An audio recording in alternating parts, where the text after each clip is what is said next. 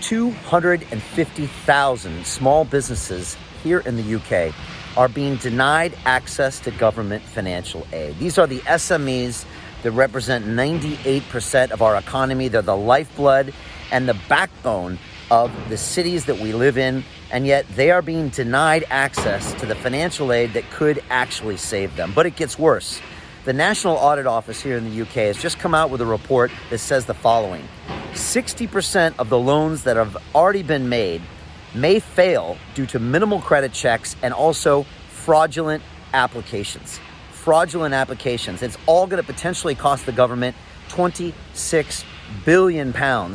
And what is the solution from our Chancellor, Rishi Sunak? Well, now he's talking about raising taxes.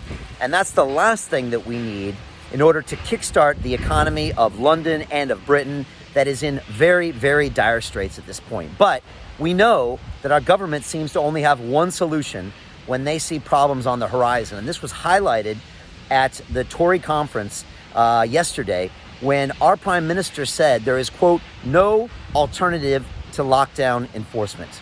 As in, if all you have is a hammer, everything looks like a nail. And this looks like the only choice that they have is to just lock everything down as the solution to what they see as rising cases. But there are other ways. And it's one that we've been talking about and that is a targeted, a surgical way of giving aid to specific sectors that can get this economy going on. And I've been talking to people in the hospitality sector, which, by the way, accounts for 120 billion pounds of the economy, 4.5 million jobs, that's 15% of the workforce. If we gave these sectors and these businesses targeted aid, first of all, they would get the aid they need, there wouldn't be the fraud, and we could really kickstart this economy and get London back to work. But unfortunately, we're not seeing that because we see a total lack of leadership. Again, a disproportionate response to the virus and a disproportionate way of aiding the economy. And finally, we see a total lack of science-based decision-making that's epitomized by the statement from our Prime Minister that says there's no alternative to lockdown. Yes, there is. We need to take a step back. We need to look at the problem, and we need to create a proportionate response, which means those in danger need to be protected. Those that are not in danger, that are healthy, need to go out there and kickstart this economy. We need science-based decision-making.